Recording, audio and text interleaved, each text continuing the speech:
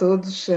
bem-vindos a esta nova forma também de comunicar, nova forma de assistir a este novo Congresso Europeu nesta forma digital e que tem ditado a nossa forma de falarmos uns com os outros e de aprender nos últimos tempos. E em relação à patologia do sono, cabe-me aqui salientar algumas das sessões a que assisti e que gostava aqui de focar.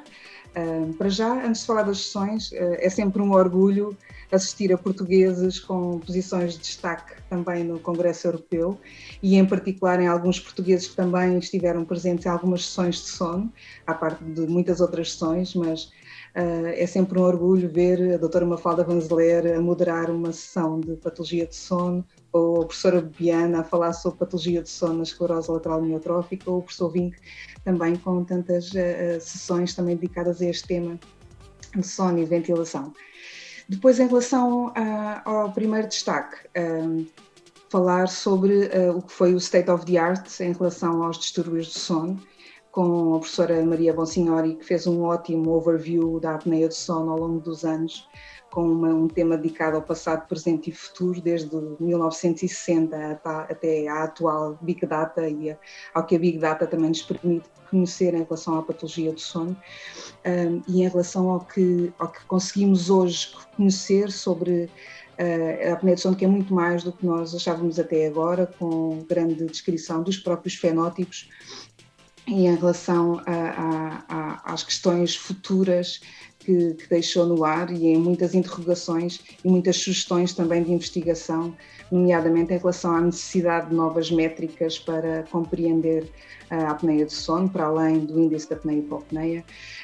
da necessidade de compreender os novos fenótipos ou de um outro tema que também tem estado muito em voga em vários congressos, da ligação da apneia do sono e da disfunção cognitiva e da demência, que tem sido uma ligação muito importante, e de como abordar estes doentes.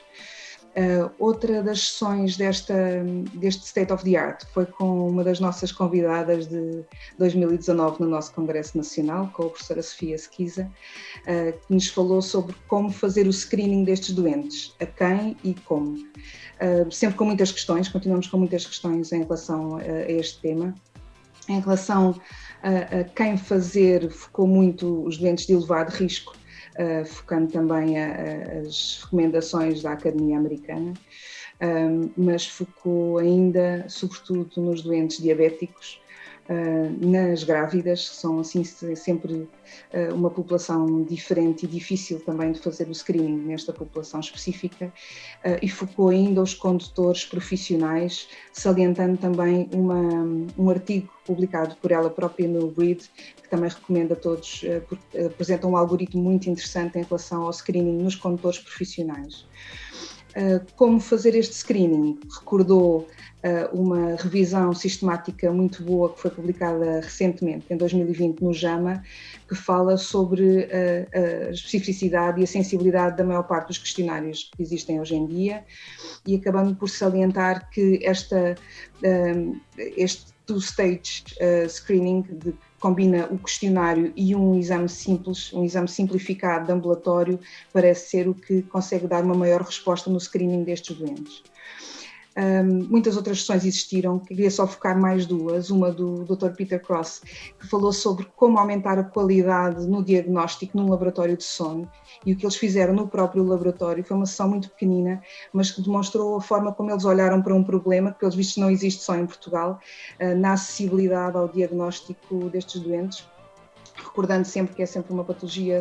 subdiagnosticada e que, com um baixo grau de reconhecimento. E o que fizeram foi uma gestão de projeto em relação a este tema,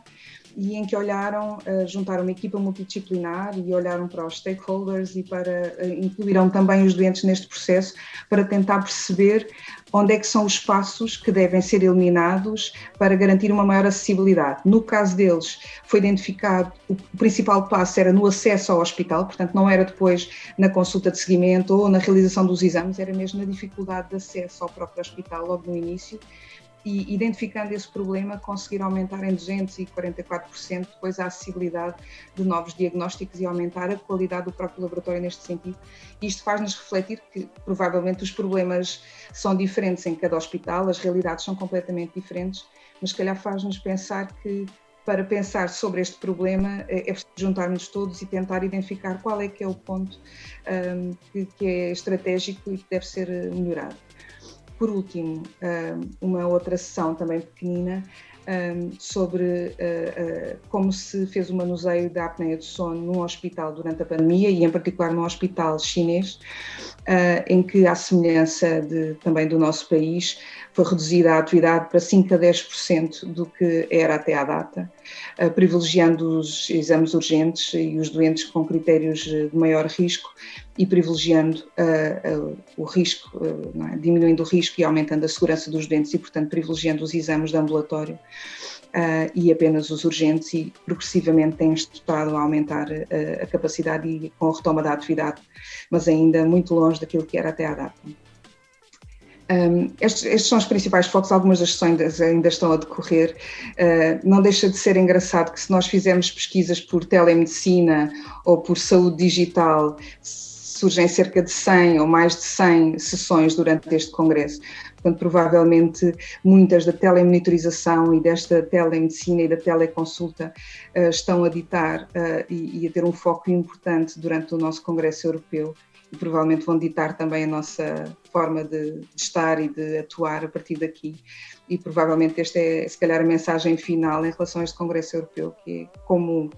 devemos seguir estes doentes à distância e que, se calhar, o foco e as questões futuras passam muito por aí. E era só. Muito obrigada. Continuação de bom Congresso.